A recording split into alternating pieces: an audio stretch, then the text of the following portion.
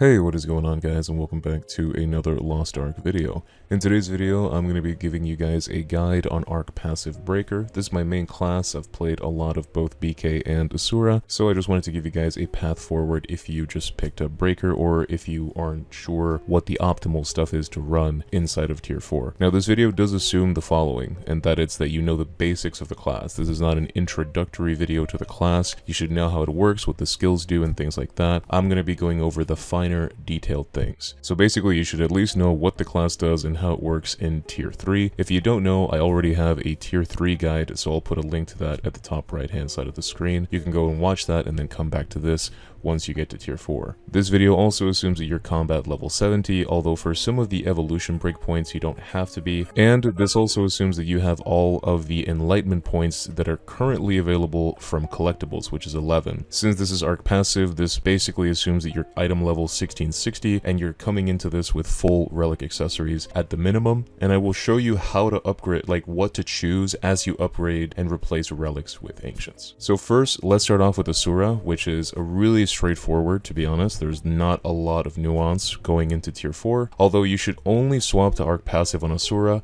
once you have at least 2 armor pieces, and this is so that you can reach the strike node in the evolution tree, which gives you a lot of the crit rate and crit damage that you're missing from losing the entropy set. So at 84 enlightenment points, which should be 2 ancient pieces, this is what your evo tree should look like. This is what it should look like at 3 pieces. This is what it should look like at 4 pieces. And then finally, this is what it should look like at 5 pieces. As for your enlightenment tree at full relic, so this is at 1660, you should have 77 enlightenment points. If you don't have the field boss potion, you will have 72 points, which is still enough to max out the 3rd main node. However, you will not be able to access the side nodes at 1660. Now, once you're 1680 and you can unlock ancient accessories, with 1 ancient accessory, you can unlock the 4th node. If you don't have the field boss drop, you're going to need 3 ancient accessories to activate the last node. Now, once you have 2 ancient accessories, this is what your enlightenment tree should look like. Once you have 3 of them, this is what it should look like. Once you have 4 ancient accessories, you can get a 2nd level in your 4th class node, which is a huge upgrade. And then at 5 ancient pieces, you can get the 2nd level plus 1 side node. Now, as for your leap tree, this is what you should be running, and your current T skill is the yellow one, the Heavenly King's War Dance. However, in the future, when we get Brawl, you will want to swap to Nebula Crusher, and that is because of this upgrade right here. This changes Nebula to a head attack, and it also reduces the amount of shock that it does. It increases the attack speed and the damage, and this thing does a lot of damage. So once we get Brawl and you get Tier 4 bracelets, you're going to want to pick up this upgrade and swap your T skill to the green T skill. As for your engravings, this is pretty standard stuff, just Grudge, Keen Blunt, Adrenaline, Raid Captain, and Master Brawler. As for your gems, you're going to run both damage and cooldown on Falling Star, Spiral, Explosive Fist, and Eye of the Storm, with a cooldown on Zafra, Brawl King, and a damage, of course, on your Identity skill.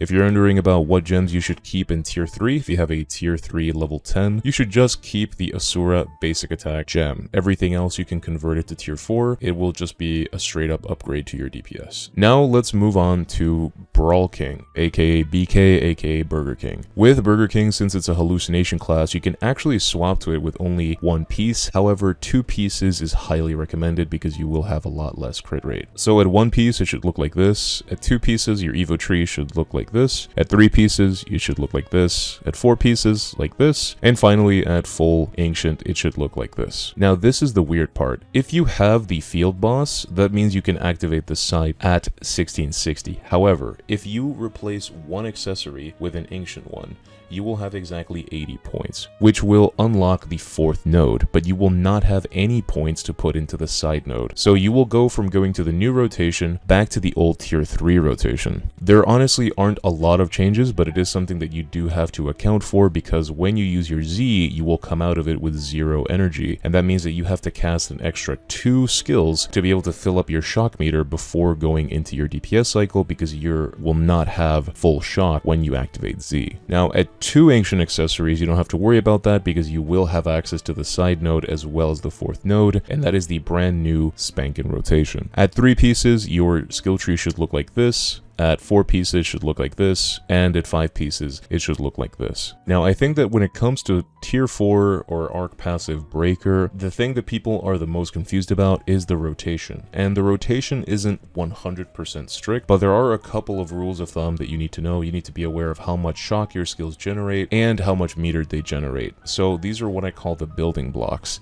The first building block is the combination of Brawl King Advance, Crater Strike, and either Adamantine Assault or 100 Fist. These two skills are interchangeable, and that is because when you do this combo, you will generate 100 shock. Now, if you're coming off literally 0 shock, you will have to cast either an extra skill, which in this case would be Falling Star, or just a second cast of Brawl King Advance to be able to get to 100 meter. But if you're coming off of your Z, you will have a little bit of meter left over, which means that these 3 skills will get you to 100% shock. Once you have 100 shock, you can then use Young Gilstorm Strike, which should be the second step of your rotation. After you've done this, you can use the skill that you didn't use previously out of Adamantine Assault or 100 Fists, plus Brawl King Advance, to fill out your Z identity meter. Now, when do you use your second Z? This is something that I see a lot of people struggling with. Ideally, what you want to do is press or come out of your identity when your Gilstorm Strike has about 4 seconds before it comes off cooldown. Pretty much no matter what, if it has a couple of seconds before it comes off cooldown, just end your transformation, because that means that when you press Brawl King, Crater, Adamantine, or 100 Fists, it will line up perfectly, and then you can just go straight into Gilstorm Strike and repeat the rotation.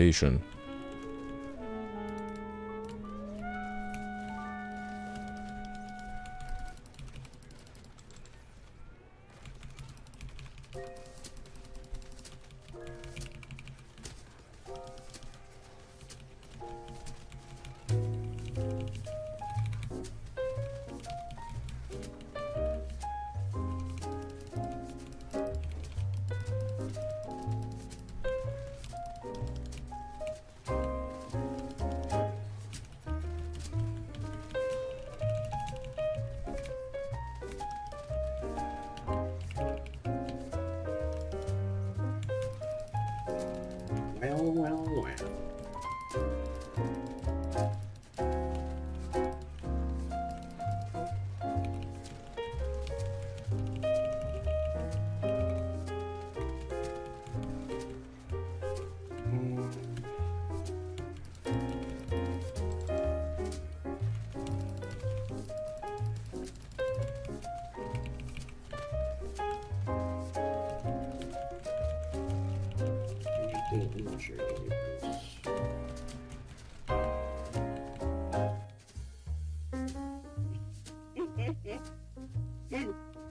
Roll and chicken pizza general.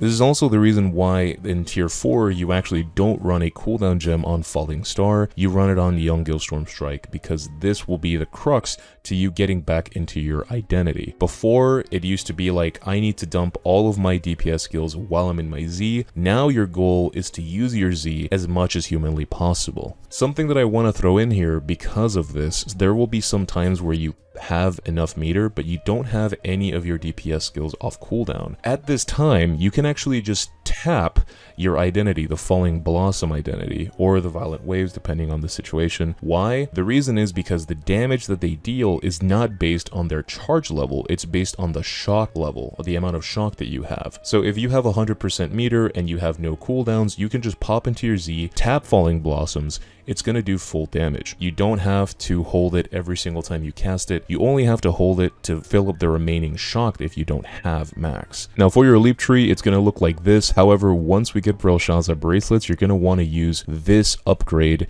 in the second row. This is going to make it work just like your other skills. It's going to make it work just like Celestial Force Barrage and Eye of the Storm, where essentially it's going to deplete all of the shock meter and increase the crit rate and the damage based on how much shock you had when you used it. So this is going to become much stronger once we get Belshazzar bracelets. Now, as for your engravings, you have 3 non-negotiables and 2 engravings that are based on preference. The non-negotiables are Grudge, Adrenaline, and Keen Blunt, as they are just universal damage increases, and Adrenaline, of course, is required for crit rate. Your last 2, you have an option between Supercharge or Stabilize status in one of them, and either Hitmaster or Curse Doll in the other one. Now, as for Supercharge versus Stabilize status, both of these have pros and cons. Obviously, Supercharge, the pro is that it increases the damage of over 70% of your overall DPS output. When you look at a skill breakdown, if you combine Falling Blossoms, Violent Waves, and Eye of the Storm, that's basically the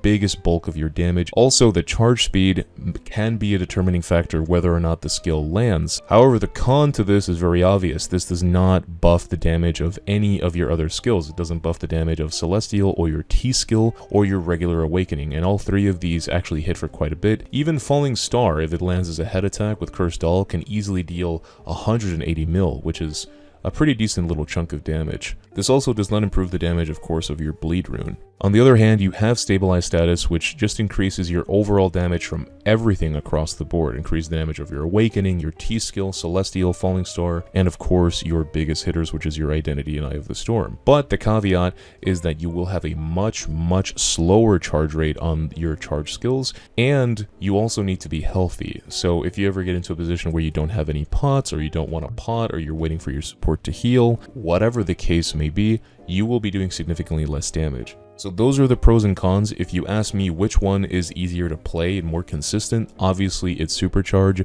If you are a absolute crackhead and you're chasing ceiling only, then of course the obvious answer is going to be Stabilize status. I have played with both, and you do just get really spoiled by the charge speed of Supercharge, especially playing it for so long in tier 3, that you will feel super slow swapping to Stabilize status. But if you truly want to force yourself to improve, or you really want to hit the biggest numbers possible, then you gotta run Stabilize status. Now, your other slot is Curse Doll or Hitmaster. Now, the benefit of these two are marginally the same.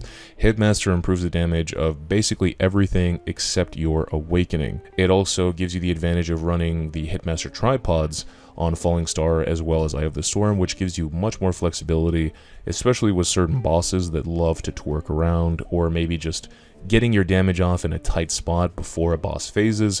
You can't always get to the head. Literally the only drawback of Hitmaster is the fact that it does not benefit your Awakening, and you are forced into your Hitmaster tripods. Now, on the other hand, Curse Doll is just like Stabilize status, is a universal damage increase. It's going to buff your Bleed Rune, it's going to buff your regular Awakening, and it's going to buff all the rest of your skills. However, you will significantly notice lower damage on your Eye of the Storm and Falling Star if you do not land them as a head attack.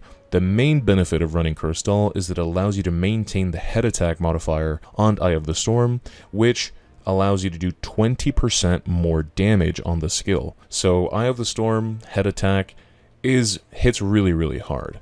And if you're able to hit the head consistently every single time with Eye of the Storm, then I highly recommend Curse Doll. Otherwise, if you don't want to sweat it too much, you can just swap to Hitmaster. The beautiful thing about ARK passive is that you can just swap engravings and tripods whenever you want. So for a boss fight, like for example, Gate 1 Thamine, where she's twerking a lot and turning around all the time, where you can't consistently land head attacks whenever you want to, whenever you have your Z up, you can just swap to Hitmaster for that gate. And then for a gate like Gate 3, where it's very easy to consistently land head attacks, you can just swap right back to Curse Doll. As for your skills, these are the tripods and runes that you're going to want. And for your gems, if you're worried about which gems you should convert from tier 3 to tier 4, you can just leave your Eye of the Storm as well as your Falling Blossoms gem at tier 3 and then convert everything else. Well guys, that is my guide on Burger King and Asura for Tier 4. If you guys have any questions, feel free to leave a comment or message me on Discord. My DMs are always open. Thank you guys for watching, and I hope this was of some help to you guys that needed a little bit of guidance. I'll catch you guys in the next one. Peace.